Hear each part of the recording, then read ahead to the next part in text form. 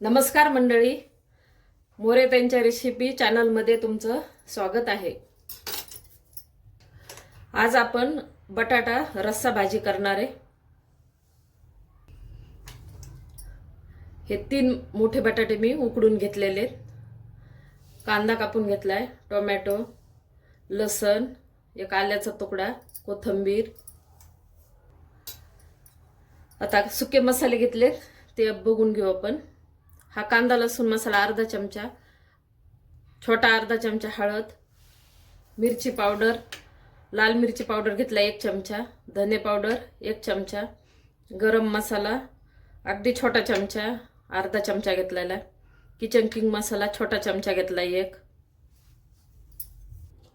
आता आपण 2 टोमॅटो घेतले होते का ते, आणि लसण थोडंसं आलं घेतलेले आणि कोथिंबीर याची आपण पेस्ट तयार करून घेणार आहे। आता आपण गॅस पेटून कढई ठेवलेली, तेल टाकलं, तेल गरम झालेले, थोडीशी मोहरी, थोडेसे जिरे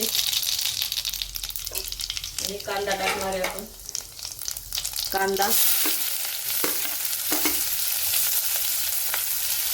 कांद्याला परतून घेऊ आपण।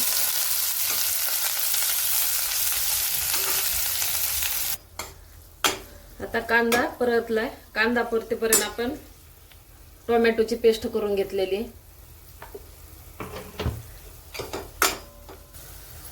आता आपण टोमॅटोची पेस्ट टाकून घेऊ।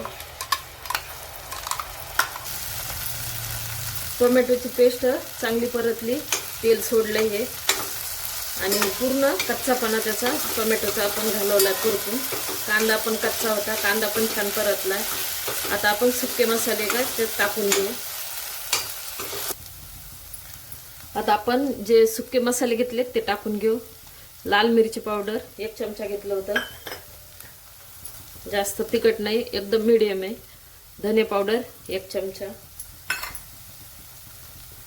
थोडीशी अर्धा चमचा हळद, कांदा लसूण मसाला अर्धा चमचा, आणि हा किचन किंग पण अर्धा चमचा, आणि गरम मसाला छोटा अर्धा चमचा, त्याच्यातले थोडंसं टाकणार। आता आपण ह्या मसाल्याला पण परतून घेऊ। आता आपण चवीनुसार मीठ टाकून घेऊ, आणि थोडंसं पाणी टाकून मसाल्याला ना थोडंसं शिजू देऊ आपण, झाकण ठेवून। आता याच्यावर झाकण ठेवते आणि चांगलं तेल सुटेपर्यंत आपण मसाल्याला शिजवून घेऊ। ताट काढून घेते आता। मसाला छान शिजलेला आहे। आता आपण बटाट्याचं उकडून घेतलं होतं, तर अशा चांगल्या मोठ्या मोठ्याच फोडी मी ठेवलेल्या आहेत, आणि अशा लांब लांब पण कापलेल्या। आता आपण फोडी टाकून घेऊ। थोडीशी कोथिंबीर पण वाटणात पण टाकली कोथिंबीर।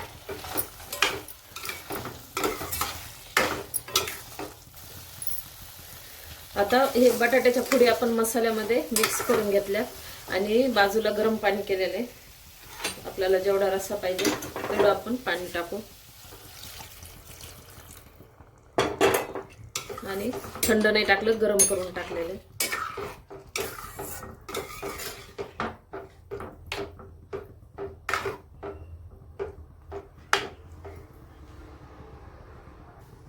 आता हे थोडंसं पाणी मी असं इतकं टाकून घेतलंय। तुम्हाला जेवढा रस्सा पाहिजे तेवढं तुम्ही पाणी टाकू शकता।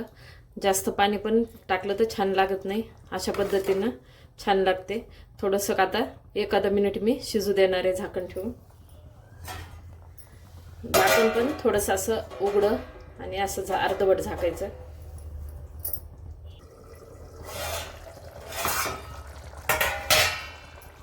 एक मिनिट आपण ताट झाकून ठेवलं होतं, छान भाजी झालेली आहे।